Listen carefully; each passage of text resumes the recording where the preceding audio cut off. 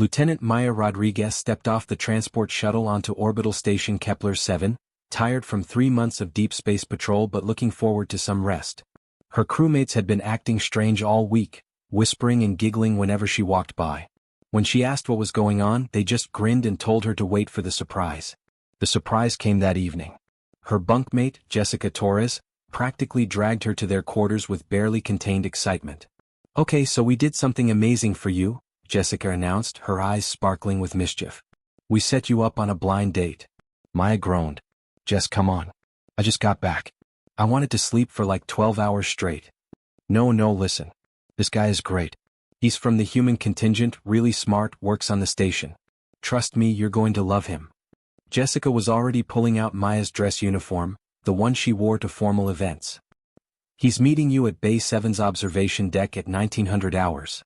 Fancy dinner, great view of the planet below. It's going to be perfect." Maya wanted to argue, but Jessica had that look in her eye that meant there was no point in fighting it. Besides, maybe it would be nice to have dinner with someone new. The dating pool on a patrol ship was pretty limited, and she'd been single for over a year now. "Fine," she sighed. "But if this is weird, I'm blaming you." What Maya didn't know was that this wasn't a real setup at all. It was a prank, carefully planned by Lieutenant Brandon Cole and a handful of other junior officers. Brandon had gone to flight school with Maya, and he'd never gotten over the fact that she'd graduated top of their class while he'd barely made it through. When he heard she was coming to Kepler-7 on leave, he saw his chance to embarrass her. The plan was beautifully simple in its cruelty. They'd convinced Jessica to tell Maya she had a date with a promising officer. Meanwhile, they'd sent a completely different message to Ryan Mitchell, one of the station's maintenance mechanics. Ryan worked in the lower bays, the grimy areas where the rail work happened, far from the polished corridors where officers walked. He fixed broken systems, patched hull breaches, and kept the aging station running through sheer determination and skill. Ryan was in the middle of replacing a faulty plasma converter when his datapad blinked with a new message. It was marked priority, supposedly from the station's supply coordinator. "Need to discuss coolant requisition issues. Bay 7 observation deck, 1900 hours. Bring specifications."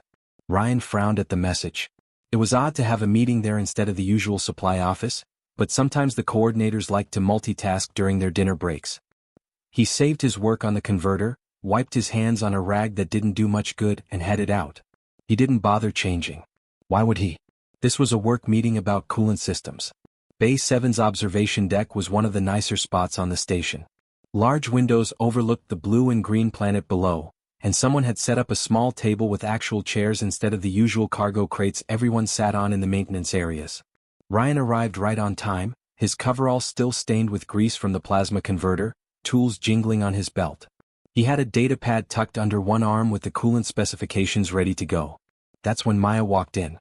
She looked like she'd stepped out of a recruitment poster. Her dress uniform was crisp and perfectly fitted, her dark hair pulled back in a regulation bun, boots polished to a mirror shine.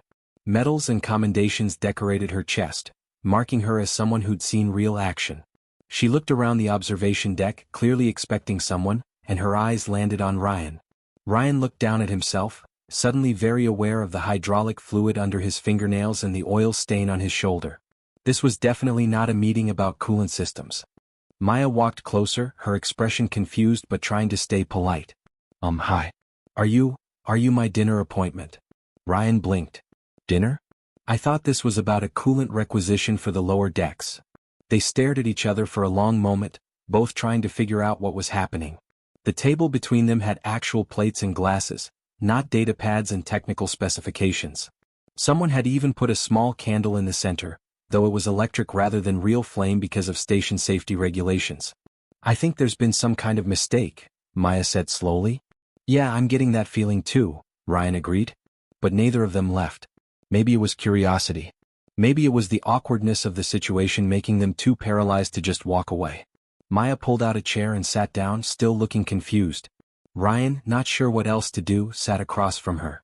High above them, hidden in the shadows of the observation deck's upper level, Brandon Cole and 4 other junior officers were crouched behind the railing with recording devices pointed at the scene below. Brandon had his hand pressed over his mouth to keep from laughing out loud. This was going perfectly. In a few minutes, Maya would figure out she'd been set up with a maintenance worker instead of an officer. Her reaction would be priceless. They'd spread the video across every ship in the fleet. Everyone would see the stuck-up Lieutenant Rodriguez sitting across from a grease monkey. "Wait for it," Brandon whispered to the others. "Any second now she's going to realize." But down below, something unexpected was happening. Maya and Ryan were actually talking. It started with Maya apologizing for the confusion, and Ryan saying it wasn't her fault. Then somehow they got on the topic of how long each of them had been on the station. Ryan mentioned he'd been there for 3 years. Maya said she was just on leave from patrol duty. 3 years. Maya said. "That's a long time in one place. Don't you get bored?" Ryan shrugged. "There's always something breaking down. Keeps me busy. Plus, I kind of like it here. It's quiet. Predictable." He paused, then added, "Well, usually predictable. Tonight's been different." Maya laughed at that, and the sound echoed slightly in the large bay. It was a genuine laugh, not the polite kind people give at awkward moments. What none of them noticed, not Maya and Ryan at their strange dinner, and not Brandon and his friends in their hiding spot, was the figure that had just entered through the main bay entrance. Admiral Rebecca Stone walked with the quiet confidence of someone who'd commanded ships for 30 years. She held a tablet and appeared to be doing her evening inspection rounds, checking systems and signing off on maintenance reports. But her sharp gray eyes had already spotted the group of officers huddled in the shadows above, and she'd noticed the recording devices pointed at the couple below. Admiral Stone had been in the Navy long enough to recognize a prank when she saw one. The question was whether it was harmless fun or something that needed to be stopped. She decided to wait and watch. The awkwardness didn't last long. Maya found herself relaxing in a way she hadn't expected. Maybe it was because Ryan wasn't trying to impress her with war stories or promotions like most officers did on dates. He was just himself, tired and a bit confused but honest. They talked about small things at first. The food on the station, which they both agreed was terrible compared to Earth cuisine. The weird quirks of living in space, like how you never really got used to the artificial gravity feeling slightly off. Ryan told her about a time he'd accidentally locked himself in a supply closet for 4 hours because the door mechanism jammed, and he'd had to rewire it from the inside. Maya laughed at that story, really laughed, and it felt good. She'd been so tense for so long out on patrol. Always watching sensors, always ready for an attack, always remembering what happened at Proxima Station. That's when Ryan's smile faded a bit. He looked down at his hands, still stained with grease no matter how much he scrubbed them. "My brother was at Proxima Station," he said quietly. "Fighter pilot. He didn't make it out." Maya's breath caught in her throat. The observation deck suddenly felt colder. "I was there," she said, her voice barely above a whisper. "I was a junior tactical officer on the carrier Midway. We lost everyone. My entire squadron gone in the first wave." Ryan looked up at her, and in his eyes she saw the same pain she carried every single day. "I'm sorry," he said. "I worked on those fighters. Kept them running, kept them in the air until..." He couldn't finish the sentence. "Until there was nothing left to run," Maya finished for him, her voice soft and sad. They sat in silence for a moment, not the awkward kind, but the kind that comes when two people understand something deep about each other without needing more words. Maya had been to therapy, had talked to counselors, had filed reports and attended memorials. But somehow, sitting across from this grease-stained mechanic who'd kept her friends' ships flying until the very end, she felt more understood than she had in 3 years. Ryan broke the silence by clearing his throat. "After Proxima, I started thinking a lot about how we could do better. The defense systems, I mean.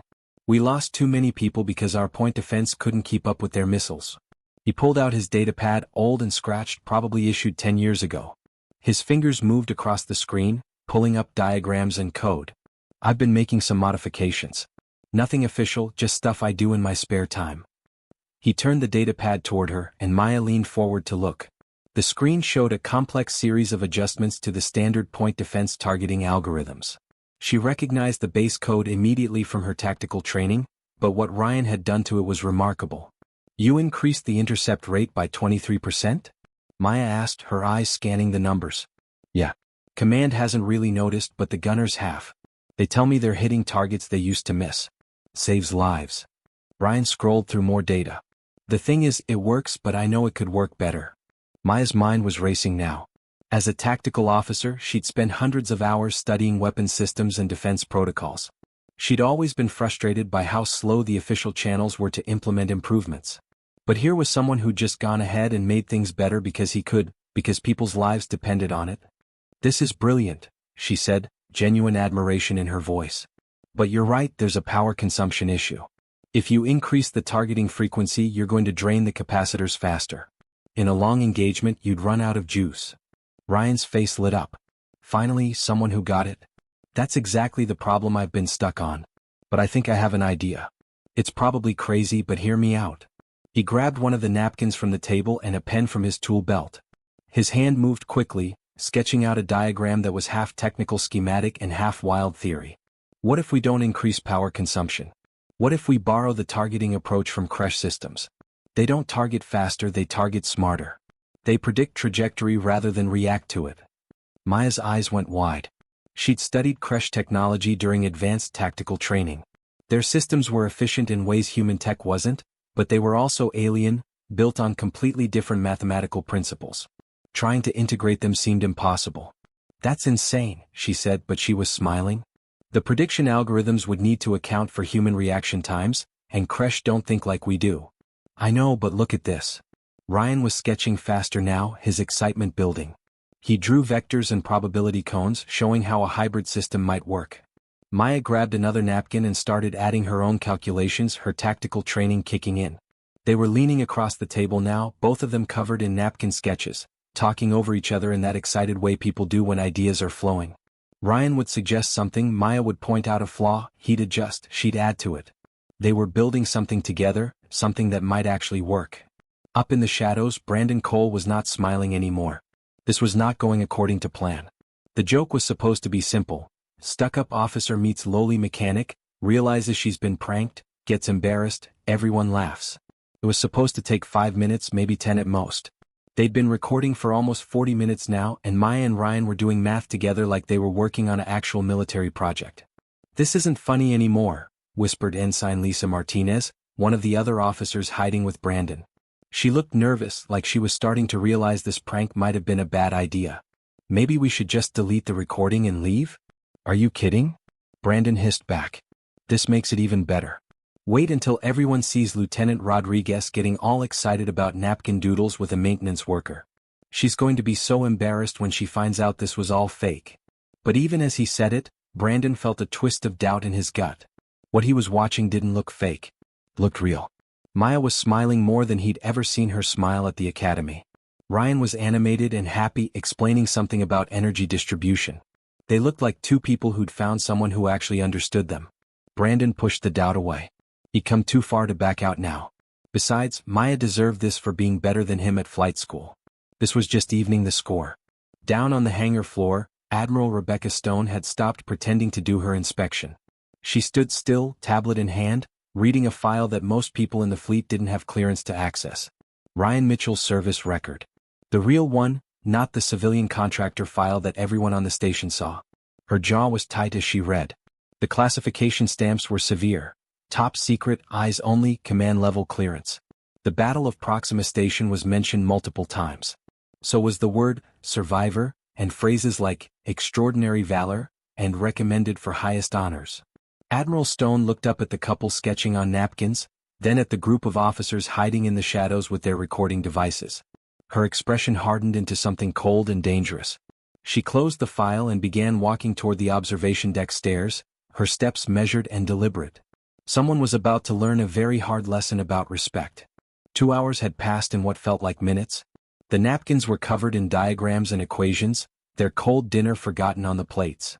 Maya couldn't remember the last time she'd been this engaged in a conversation.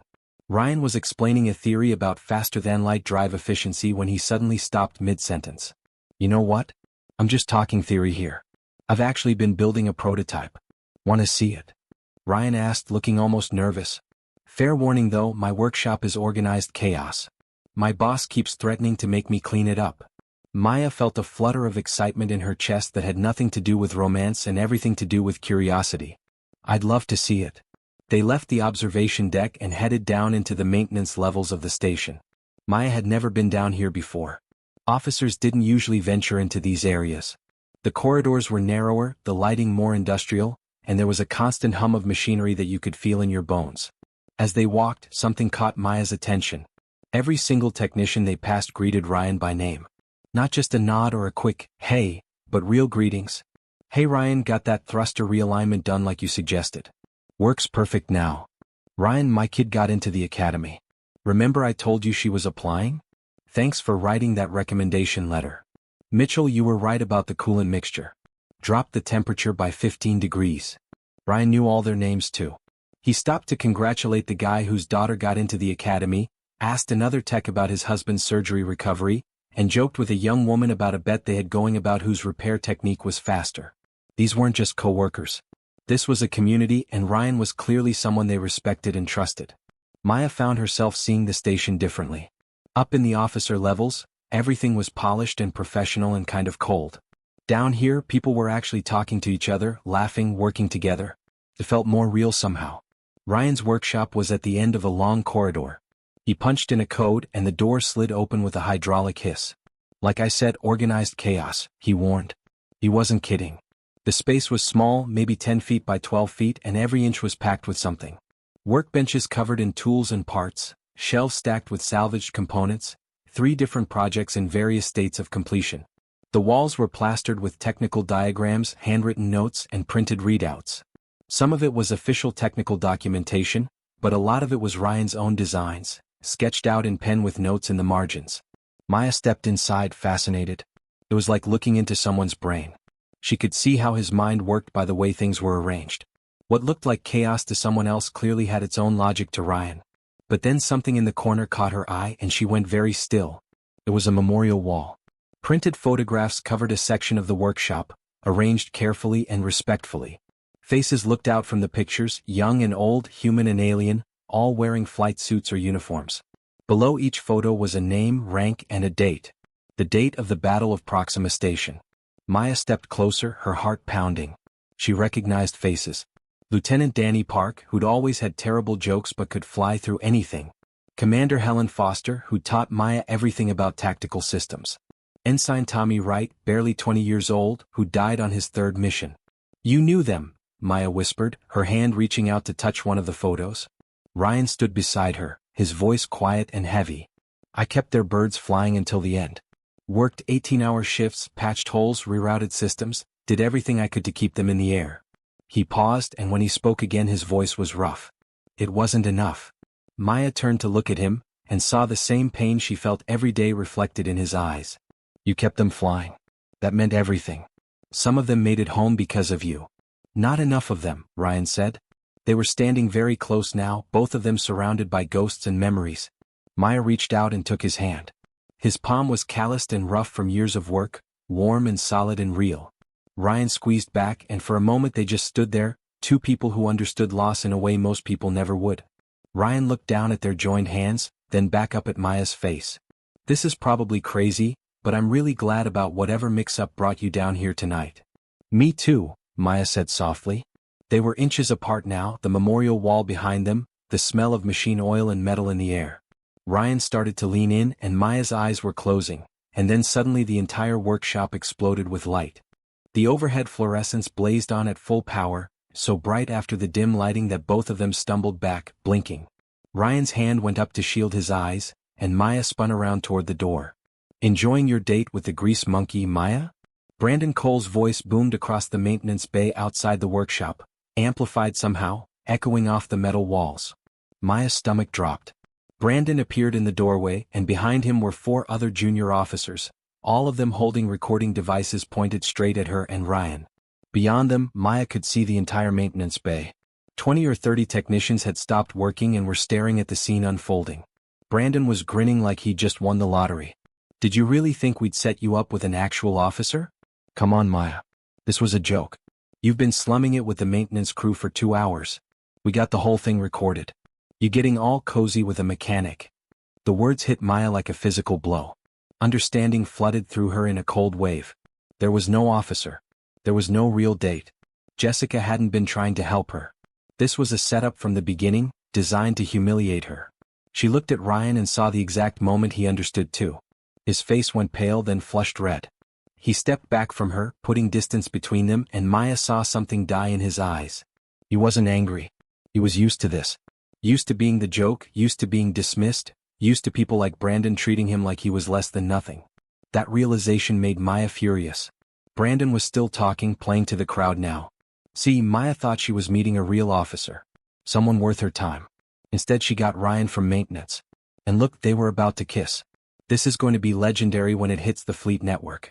Lieutenant Rodriguez, top of her class, falling for a grease monkey.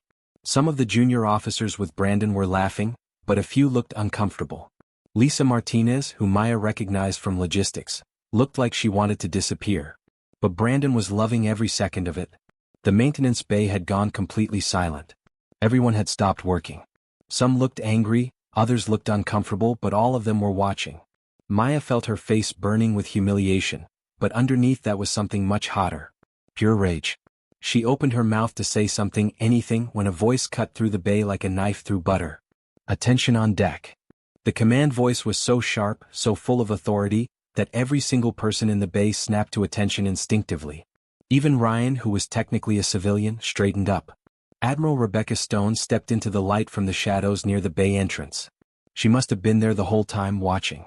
Her gray hair was pulled back severely, her uniform was immaculate, and her face looked like it had been carved from stone. Her eyes swept across the scene, taking in Brandon and his friends with their recording devices, Maya standing in the workshop doorway, Ryan pale and humiliated beside her, and all the technicians frozen in place. When Admiral Stone spoke again, her voice was quiet, but somehow that made it even more terrifying. Would someone like to explain to me what exactly is happening in my maintenance bay? Nobody moved. Nobody even breathed. The maintenance bay was so quiet that Maya could hear the distant hum of the station's life support systems, a sound usually buried under the noise of work and conversation. Admiral Rebecca Stone walked slowly through the bay, her boots clicking against the metal floor with sharp, measured steps. Every click echoed like a countdown. She moved past the frozen technicians, past the recording devices still pointed at Ryan's workshop, past Lisa Martinez, who looked like she might actually pass out from fear. Stone stopped directly in front of Brandon Cole.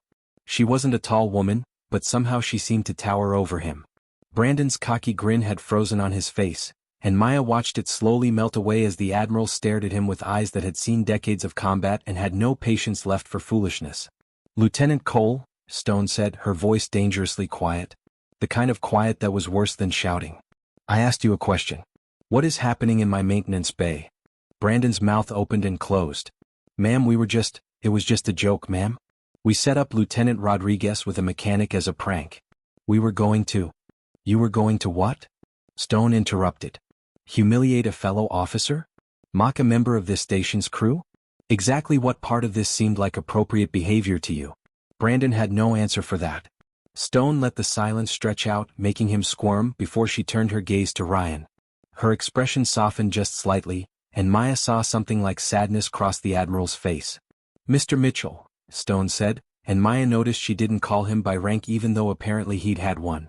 "I apologize that your privacy has been violated this way. You deserved better."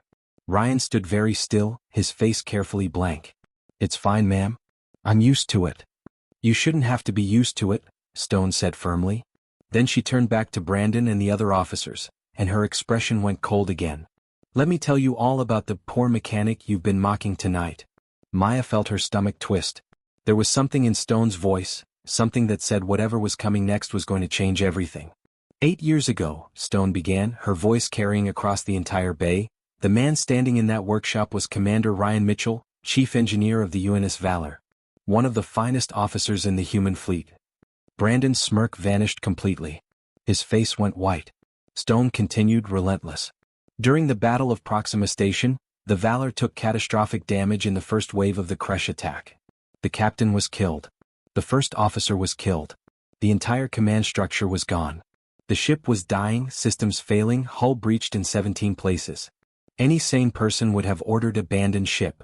Maya couldn't breathe. She was staring at Ryan, who was looking at the floor, his jaw clenched tight. "Commander Mitchell didn't abandon ship," Stone said. "He held that vessel together with one functioning engine and no weapons.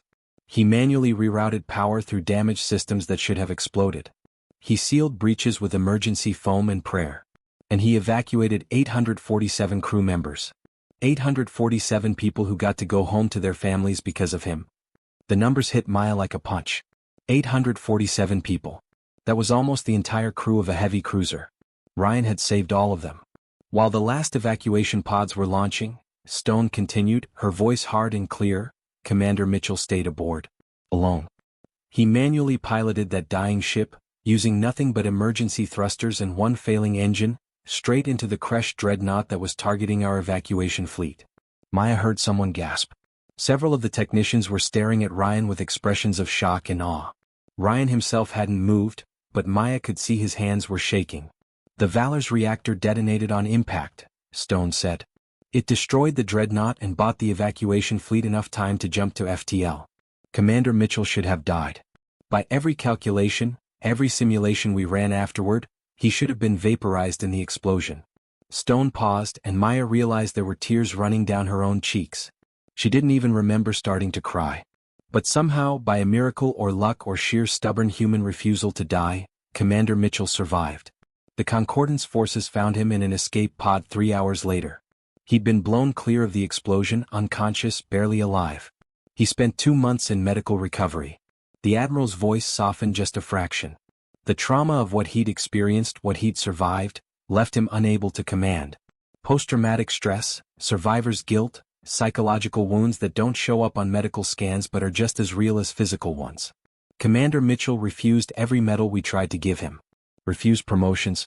Refused recognition. Maya looked at Ryan again. He was still staring at the floor, but she could see the pain written across his face. All this time he'd been carrying this alone. "He requested assignment as a civilian contractor," Stone said. "He told me personally that he just wanted to keep ships running. He wanted to make sure nobody else had to face what he did. He wanted to work with his hands and be left alone. We honored that request. We classified his service record to give him the anonymity he needed to heal. The right to be just a mechanic if that's what he needed to be." Stone's gaze swept across the gathered personnel, and Maya saw several technicians nodding with understanding. They'd known Ryan was special. They'd known he was someone worth respecting. They just hadn't known why. "Those theoretical modifications you probably overheard him discussing?" Stone turned back to Brandon and her voice went sharp again. "Those aren't theoretical. They're the basis for next-generation Concordance defense systems being tested in classified facilities right now. His drive efficiency improvements are being installed fleet-wide. His targeting algorithms have increased survival rates in combat by 18% across all ship classes." Brandon looked like he might be sick. Lisa Martinez had tears streaming down her face. "Commander Mitchell's work has saved more lives fleet-wide than most admirals," Stone said, and now her voice was pure ice. "He is a war hero who chose humility over glory. He is a brilliant engineer who works in a cramped workshop instead of a laboratory because that's where he feels he can do the most good. And you," she gestured at Brandon and his friends, "you decided to mock him. To use him as a prop in a cruel joke. To humiliate him for entertainment." The silence that followed was suffocating. Maya wanted to say something, to defend herself, to explain that she hadn't known, but the words wouldn't come. She'd been part of this even if she hadn't known the plan. Stone turned to address the entire bay. "Let me be absolutely clear. In the Concordance fleet, we value service over status. We measure worth by dedication and skill, not by rank or position. Anyone who doesn't understand that has no place wearing this uniform." She turned back to Brandon and the 4 officers with him. Lieutenant Cole, Ensign Martinez, Ensign David Park, Lieutenant Junior Grade Kyle Stevens, Ensign Amy Foster. You are all confined to quarters immediately. Formal disciplinary hearings will begin at 0800 tomorrow. You will surrender those recording devices to the Master-at-Arms within the hour. If any footage from tonight appears on any network, anywhere, I will personally ensure you face the maximum penalties available under military law. Brandon tried one more time. "Admiral, we didn't mean." "You didn't mean to get caught," Stone cut him off. "You meant every bit of cruelty you planned. Now get out of my sight before I have you thrown in the brig tonight instead of waiting for tomorrow." The 5 officers practically ran from the bay, their footsteps echoing in the silence. The recording devices clattered to the floor as they dropped them in their haste to leave. Stone watched them go, then turned to the technicians who were still standing at attention. "The rest of you back to work. And perhaps remember tonight the next time you're tempted to judge someone by their job title instead of their character." The bay slowly came back to life, but the atmosphere had completely changed. Maya saw several technicians approach Ryan's workshop, not to gawk, but to nod respectfully or clasp his shoulder in solidarity before returning to their stations. Admiral Stone approached Ryan, and her stern expression finally cracked. "I'm sorry, Ryan. You asked for privacy and I've just announced your history to a bay full of people. Ryan looked up and Maya saw he was fighting to keep his composure. It's okay, Admiral. Maybe it's time people knew. I'm tired of hiding. Stone nodded, then turned to Maya. Lieutenant Rodriguez. Walk with me. The maintenance bay cleared out fast after Admiral Stone's dismissal. Technicians returned to their workstations, but Maya noticed they kept glancing over at Ryan's workshop. Not with mockery or pity, but with a new kind of respect. The kind of respect reserved for people who'd done something extraordinary and never bragged about it. Admiral Stone walked over to Ryan, and Maya saw the stern mask slip away for just a moment. The Admiral looked tired and sad, like this whole situation had cost her something too. Ryan, Stone said quietly, using his first name now that the formal discipline was done. I'm sorry your privacy was violated this way. You asked for anonymity and I just announced your entire history to a bay full of people. If you want me to take further action, transfer you to another station, anything, just say the word. Ryan was quiet for a long moment. His hands were shoved in his pockets, and he was staring at the memorial wall in his workshop like it might have answers. Finally he shook his head. It's okay, Admiral. Maybe it's time people knew. I've been hiding for 8 years and I'm tired. Tired of pretending I'm someone I'm not. Tired of carrying it all alone. He looked up at Stone and Maya saw something like relief in his eyes. Besides these people, he gestured at the technicians in the bay, they already knew I was someone worth respecting. They just didn't know the details. That's good enough for me. Stone nodded slowly. You're a better person than most, Ryan. The offer stands if you change your mind. You just let me know. She squeezed his shoulder once, a gesture of respect between old warriors, then turned to Maya. Lieutenant Rodriguez, walk with me for a moment. Maya's stomach dropped. She followed the Admiral a few steps away from Ryan's workshop, out of earshot. Stone didn't look angry, but Maya braced herself anyway. Lieutenant, I've been reviewing your service record tonight, Stone began. Your tactical assessments are consistently exceptional. You see patterns other officers miss. You think 3 steps ahead in combat situations. Command has noticed. Maya blinked, surprised. Thank you, ma'am. But more importantly, Stone continued, tonight you saw value where others saw hierarchy. You spent 2 hours talking to someone your fellow officers dismissed as beneath notice, and you treated him with genuine respect before you knew anything about his history. That kind of instinct, seeing the person instead of the rank, that's rare. That's what makes great commanders. Maya felt her throat tighten. I just like talking to him, ma'am. He's brilliant and kind and, she stopped, realizing she was saying too much. Stone allowed herself a small smile. I'm recommending you for the Advanced Strategic Program. It's a 2-year assignment at Command Academy. You'll be working directly with fleet planning. If you accept, you'd start in 3 months. She paused. Think about it. You don't need to answer now. Before Maya could respond, Stone turned and walked away, leaving her standing alone in the maintenance bay. Maya looked back at Ryan's workshop. He was sitting on a stool inside, his head in his hands, looking exhausted and overwhelmed. Maya walked back slowly, her heart pounding. When she reached the workshop door, Ryan looked up. They stared at each other in awkward silence, both of them processing everything that had just happened. Finally, Maya found her voice. I didn't know. Ryan, I swear I didn't know this was a setup. They told me you were an officer, that this was a real date. I would never. I know, Ryan interrupted gently. His voice was rough but kind. I could see it on your face when Brandon showed up. You were as blindsided as I was. I'm so sorry anyway. This whole thing wasn't your fault. Ryan stood up from the stool, moving closer to her. I'm used to being underestimated, Maya. People look at me and see a mechanic with grease under his fingernails. They don't see anything else. It's easier that way, honestly. Easier than being remembered as the commander who survived when everyone else died. You saved 847 people, Maya said fiercely. That's not surviving. That's heroism. Ryan's laugh was bitter. I lost thousands. The Valor had a crew of 1,200. I got 847 out. That means 353 people died on my watch. I can name every single one of them.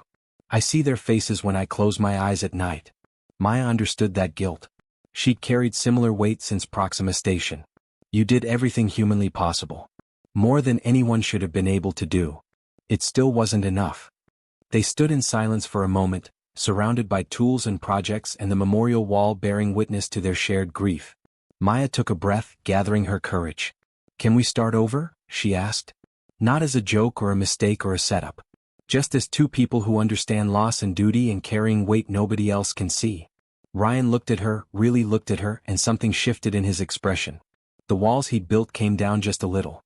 "One condition," he said, and there was the ghost of a smile on his face now. "Next time, you wear something other than that uniform and I'll wear something without grease stains." Maya laughed, and it felt good to laugh after everything that had happened. "Deal. Though I have to warn you, my civilian clothes are pretty boring. Lots of t-shirts and jeans." "Sounds perfect to me." They moved toward each other at the same time, meeting in the middle of the workshop. Ryan's hand came up to cup her cheek, gentle despite the calluses, and Maya leaned into the touch. This time when they kissed there were no interruptions. No bright lights, no mocking voices, no cameras. Just two people who'd found something unexpected and real in the middle of a cruel joke. The kiss was soft and careful, both of them a little scared of this fragile thing growing between them.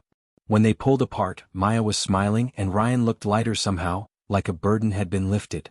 Above them, in the observation deck they'd started the evening in, Admiral Stone stood watching. She'd come up here after leaving them, drawn by old habit to check on situations she'd set in motion. When she saw them kiss, saw the gentle way they held each other, she allowed herself a rare, genuine smile.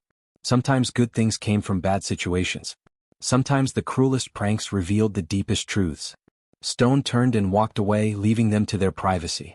The next morning Maya woke up early in her quarters.